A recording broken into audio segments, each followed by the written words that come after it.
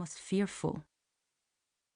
Looking back on that day, Popsa's whole demeanour was my first experience of the mask we Venetians, Italians, in fact, needed to adopt over the coming years.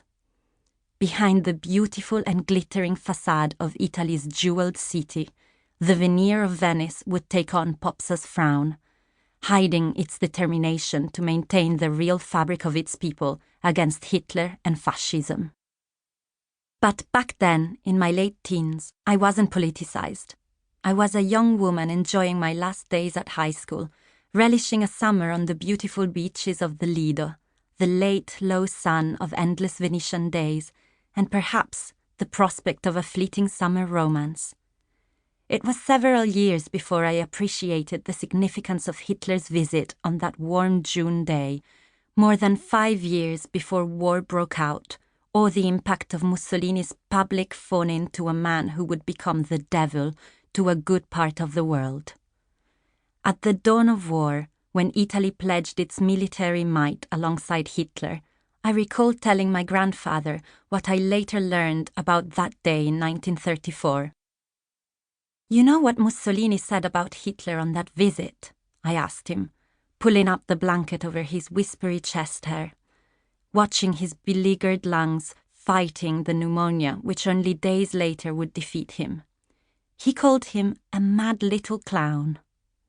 Popsa only smiled, suppressing a laugh he knew would force his lungs into a lengthy coughing fit. He scooped in a breath. "Ah, but Mussolini is simply a big clown, and you know what clowns do, Stella?" "No, Popsa." "They create havoc, my darling, and they get away with it." Chapter 1. Grief.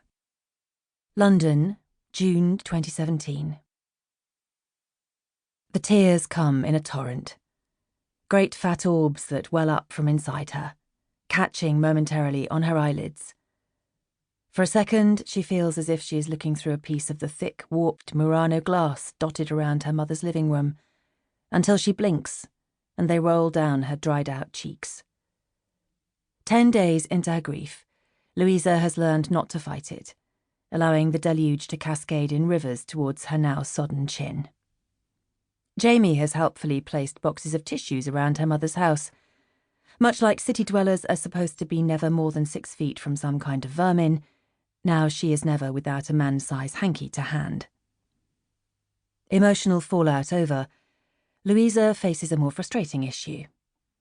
The keyboard of her laptop has fared badly from the human cloudburst, and a glass tipped over in her temporary blindness. Several of the keys are swimming in salt tears and tap water. It's too late to mop up the flood. Even a consistent jabbing of various keys tells her the screen is frozen and the machine displaying its dissatisfaction. Electronics and fluids do not mix. "Oh, Jesus, not now!" Louisa moans into the air. "Not now! Come on, Days! Work! Come on, girl!" She jabs at the keyboard again, following it up with a few choice expletives and more tears, this time of frustration. It's the first time she's been able to face opening Daisy, her beloved laptop, since the day before her mum died. Louisa wants to say the word died, needs to keep on saying it because it's a fact. Her mum didn't pass away because that somehow alludes to a serene exit, floating from one dimension to another without rancour, where there is time to put things to right amid crisp white sheets and soft blankets, to say things you want to say, need to say. Even with her limited experience of death, Louisa knows it was short, blunt, and brutal. Her mum died. End of. 2 weeks from first diagnosis, 1 week of that in a drug-induced coma to combat the unbearable pain. And now Louisa is the one enduring the inevitable ache of grief.